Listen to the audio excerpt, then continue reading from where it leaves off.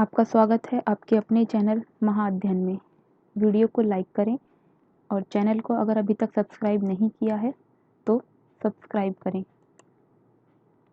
आज हम करने जा रहे हैं हमारी सामाजिक विज्ञान की वर्कशीट और हमारी यह वर्कशीट 9th की वर्कशीट है और अर्थशास्त्र से संबंधित है। हमारा विषय है निर्धनता एक चुनौती और आज की तारीख है 24 सितंबर। निर्धनता एक चुनौती, इसके बारे में कुछ बातें हम पहले पढ़ चुके हैं और आज ये हम दूसरी बार और कुछ बातें जानने की कोशिश कर रहे हैं। हमारे देश में निर्धनता एक बहुत बड़ी चुनौती है। हमारे देश की लगभग 21% आबादी निर्धनता की रेखा से नीचे जीवन यापन करती है। निर्धनता से अनेक समस्याएं जुड़ी होती हैं, जैसे बेरोजगारी, निरक्षरता, खराब स्वास्थ्य, कुपोषण, बाल श्रम, असहायता, सामाजिक अपवर्जन और असुरक्षा। देखिए यहाँ पर लिखा है लगभग 21% आबादी निर्धनता रेखा से नीचे जीवन यापन करती है। इसका क्या मतलब है? इसका मतलब है मानकर चलिए 20 रुपये कमाने वाला व्यक्ति निर्धनता की रेखा से ऊपर है और मानकर चलिए ये है हमारी निर्धनता की रेखा।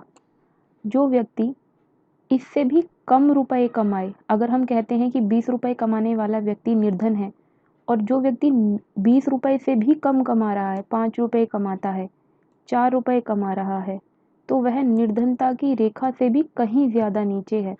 और निर्धनता से अनेक समस्याएं जुड़ी हैं, जैसे बेरोजगारी, काम नहीं मिलना, निरक्षरता, अनपढ़ होना, खराब स्वास्थ्य है। जब आपके पास धन नहीं है तो स्वास्थ्य भी खराब हो सकता है क्योंकि आपके पास इलाज के लिए पैसे नहीं हैं। कुपोषण, निर्धनता होने पर या निर्धन होने पर धन के अभाव में पूरा पोषक तत्व मिल सके ऐसा खाना नहीं लेने पर कुपोषण जैसी समस्याएं और प्रायः यह बच्चों में दिखाई देती हैं। बाल श्रम, इस स्थिति में कम आयु में ही माता पिता अपने बच्चों को काम पर लगा देते हैं या मजबूरन बच्चों को भी काम खोजने निकलना पड़ता है। असहायता, किसी की मदद न मिलना, सामाजिक अपवर्जन, असुरक्षा, इसी तरह की बाकी चीज़ें हैं। आइए हम आगे बढ़ते हैं।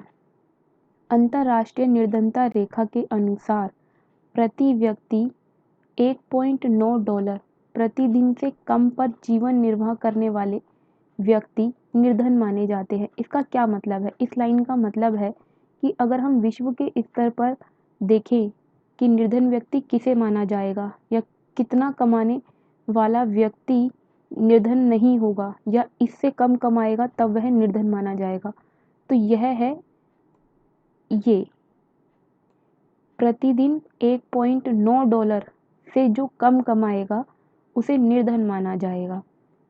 इसके अनुसार अगर हम अंतर्राष्ट्रीय डाटा देखते हैं तो इसके अनुसार भारत अपने पड़ोसी देशों से भी पीछे है। पाकिस्तान में सिर्फ 4%, बांग्लादेश में 15%, श्रीलंका और चीन में 1% से भी कम निर्धन लोग हैं। जबकि हमने ऊपर क्या पढ़ा? हमने पढ़ा भारत में यह संख्या 21% है। चलिए आगे बढ़ते हैं। यहाँ पर हमें दिया गया है असुरक्षित समूह। तो हम सब आगे बढ़ने से पहले यह जान लें कि असुरक्षित समूह होते क्या हैं। असुरक्षित समूह वो होते हैं जिन्हें समाज में अन्य लोगों की तुलना में कहीं ज़्यादा असुरक्षा का सामना करना पड़ता है और ये असुरक्षा आपकी कई मायनों में हो सकती है। देखिए आगे बढ़ते हैं। निर्धनता रेखा भी भारत में सभी सामाजिक समूहों और आर्थिक वर्गों में एक समान नहीं है। ये अपने आप में एक महत्वपूर्ण पंक्ति है कि भारत में सभी सामाजिक समूह और आर्थिक वर्गों में निर्धनता एक समान नहीं है। अनुसूचित जाति, जिसे हम इंग्लिश में एससी लिखते हैं, शेड्यूल कास्ट, अनुसूचित जनजाति, जिसे इंग्लिश में आपने एसटी शब्द में पढ़ा होगा, शेड्यूल ट्राइब्स के परिवार, ग्रामीण भूमिहीन कृषि श्रमिक परिवार और नगरीय अनियत मजदूर। देखिए यहाँ पर अनुसूचित जाति, अनुसूचित जनजाति के परिवार और भूमिहीन कृषि श्रमिक जिनके पास जिन्हें सिर्फ कृषि का ही काम करना आता है, वह उसी काम को करने में रुचि रखते हैं, लेकिन उनके पास कृषि करने के लिए भूमि नहीं है, तो ऐसे लोगों को बोलते हैं भूमिहीन कृषि श्रमिक। और उसके बाद चौथा यहाँ पर लिखा है नगरीय अनियत मजदूर। अनियत मजदूर मतलब, देखो यहाँ पे नगरीय शब्द भी है, नगर मतलब शहरों में, नगरों में रहने वाले मजदूर जो नियमित नहीं है, मतलब कभी काम मिला कभी नहीं भी मिला, के परिवार निर्धनता के प्रति सर्वाधिक असुरक्षित हैं। मतलब हमने क्या पढ़ा, हमने पढ़ा कि निर्धनता अलग अलग समूहों में अलग अलग प्रकार की है, उसमें भी कुछ बहुत ही ज़्यादा इस समस्या का सामना करते हैं, तो उनमें हमने ये 4 चीज़ें पढ़ी। आगे बढ़ते हैं। निर्धन परिवारों में भी कुछ लोग दूसरों से अधिक कठिनाइयों का सामना करते हैं। जो लोग निर्धन परिवारों में घर के दूसरे लोगों से ज़्यादा कठिनाई का सामना करते हैं, इन्हें हम निर्धनों में भी निर्धन कहते हैं। जैसे महिलाएं, वृद्ध लोग यानी कि घर के बड़े बूढ़े, शिशु, और उसमें भी विशेषकर बच्चियां मतलब लड़कियां, परिवार में जो भी संसाधन या चीज़ें उपलब्ध होती हैं वो उन तक भी नहीं पहुंच पाते। तो ऐसे लोग जो निर्धन घर में हैं, और उसमें महिलाएं, वृद्ध लोग, शिशु और जो बच्चियां हैं, बेटियां, लड़कियां, वो निर्धनों में भी निर्धन कही जाती हैं, क्योंकि वो घर में जो चीज़ें उपलब्ध हैं उसमें भी हर चीज़ का अपनी क्षमता या बाकी लोगों के समान इस्तेमाल नहीं कर पाते हैं। आगे बढ़ते हैं। हमारा अगला इसमें विषय है निर्धनता के कारण। हम ये निर्धनता के बारे में जो पढ़ रहे हैं, इसके क्या क्या कारण हैं। भारत में निर्धनता हमेशा से व्याप्त रही हो ऐसा नहीं है, अलग अलग समय पर इसके अलग अलग रूप दिखाई देते हैं। अगर हम ब्रिटिश औपनिवेशिक शासन की बात करें तो अब तक आप अपनी इतिहास की किताब से ये जान चुके हैं कि ब्रिटिश औपनिवेशिक शासन आपने 8वीं की कक्षाओं में भी पढ़ा था। 1600 ईस्वी के बाद से धीरे धीरे ब्रिटेन ने भारत में अपने पैर जमाना शुरू किए, और आपने प्लासी का युद्ध, बक्सर का युद्ध, ये सब पढ़े थे। 1857 का आंदोलन या क्रांति या विद्रोह भी आपने पढ़ा था। और उसके बाद कहीं जाकर हम देखते हैं कि ब्रिटिश औपनिवेशिक शासन पूरी तरह से भारत पर अपना राज करने में सफल होता है। तो ब्रिटिश औपनिवेशिक शासन द्वारा आर्थिक शोषण भारत में निर्धनता का ऐतिहासिक कारण है। इसका अर्थ हुआ कि ब्रिटिश औपनिवेशिक शासन ने, यानी या ये कहें कि ब्रिटेन ने शासन के दौरान भारत का बहुत अधिक आर्थिक शोषण किया, और ये आर्थिक शोषण जो उस समय पर किया गया वह आज की निर्धनता के लिए भी कारण है, या यहाँ पर एक शब्द दिया है ऐतिहासिक कारण है। और यह आर्थिक शोषण किस तरह किया गया? उन्होंने अपने व्यापार को चलाने के लिए भारत के जो पारंपरिक हस्तशिल्पकारी काम थे, यानी जो हाथ से काम किया जाता है, शिल्प का काम, जिसमें आपने 8वीं की क्लास में पढ़ा था, आपको याद होगा, विशेष प्रकार की कारीगरी पढ़ी थी जो साड़ियों पर की जाती थी, शॉलों पर की जाती थी, हाथ से बनाने वाले और भी बहुत सारी चीज़ थे वस्त्रों के अलावा। तो उन सभी चीज़ों को जो काम हाथ से किया जाता था, और अपने आप में ये बड़े उद्योग थे भारत के उस समय में, क्योंकि बहुत बड़े स्तर पर विदेशों में भारत का कपड़ा भी जाता था और इसी तरह अन्य चीज़ें भी जाती थी। तो ये जो पारंपरिक हस्तशिल्पकारी थी यह खत्म कर दिया। इस तरह ये एक कारण हुआ, ऐतिहासिक कारण। आगे बढ़ते हैं। आज़ादी को 70 वर्षों से भी अधिक हो गए हैं, तो जानते हैं इस निर्धनता के और क्या कारण हैं। विकास की धीमी दर 1980 के दशक तक जारी रही। आय की वृद्धि दर गिरी। पिछले कुछ दशकों में जनसंख्या में उच्च दर से वृद्धि हुई है। जनसंख्या में उच्च दर से वृद्धि, इन दोनों ने प्रति व्यक्ति आय की समवृद्धि दर को बहुत कम कर दिया है, और रोजगार के अवसरों में पर्याप्त वृद्धि नहीं हुई है। प्रति व्यक्ति आय की समवृद्धि दर को बहुत कम कर दिया है। इसका क्या मतलब है? इसका मतलब है हर एक व्यक्ति की जो आय है वह कम होती चली गई है। क्यों? क्योंकि जनसंख्या बढ़ रही है और विकास की गति धीमी है। और इन्हीं वजहों से रोजगार के अवसरों में पर्याप्त वृद्धि भी नहीं हुई है। आर्थिक प्रगति को बढ़ावा और जनसंख्या नियंत्रण में असफलता के कारण निर्धनता का चक्र बना रहा। यानी कि हम देख रहे हैं निर्धनता के कारणों में ये बड़े कारण हैं। कौन कौन से कारण? आर्थिक शोषण जो ऐतिहासिक कारण है, विकास की धीमी दर जो आज़ादी के बाद भी बनी रही, आय का गिरना, आय में बढ़ोतरी की दर जो है वो गिर रही है, जनसंख्या तेजी से बढ़ रही है। इसके बाद आगे बढ़ते हैं, जानते हैं क्या कुछ और कारण भी हैं। भूमि और अन्य संसाधनों के असमान वितरण के कारण आय की असमानता बढ़ी है। इसका मतलब ये हुआ कि कुछ लोग बहुत ज़्यादा कमाते हैं और कुछ लोग बहुत कम। आय की असमानता का मतलब है लोग जो धन कमा रहे हैं उसमें बहुत ज़्यादा फर्क है। कोई एक दिन के अगर 100 रुपये कमा रहा है तो वहीं आप ये भी देख पाएंगे कि कोई दूसरा व्यक्ति एक दिन के 1 लाख रुपए भी कमा रहा है। ये हुई आय की असमानता। आगे जानने की कोशिश करते हैं कि और क्या कारण है। भारत में लोग सामाजिक दायित्वों और धार्मिक अनुष्ठानों के आयोजनों में बहुत पैसा खर्च करते हैं। अगर आसान शब्दों में हम ये कहें कि भारत के लोग रूढ़िवादी होने की वजह से या रूढ़िवादिता में अपना बहुत सारा पैसा खर्च कर देते हैं तो यह कथन बिल्कुल ठीक होगा। हमारे देश में अधिकांश आबादी कृषि या उससे जुड़े कार्यों में लगी है, किंतु कृषि में जोतों का आकार बहुत छोटा है। जोतों का आकार छोटा होने का क्या अर्थ है? इसका मतलब है किसान जिस क्षेत्र को जोतता है उसे जोत कहते हैं। दूसरे शब्दों में किसानों के खेतों का आकार बहुत छोटा हो गया है और खेती करने के जो तरीके हैं वो अभी भी पुराने हैं। खेती करने के लिए जिस धन की ज़रूरत होती है किसानों के पास उस धन का यानी कि पूंजी का भी अभाव है।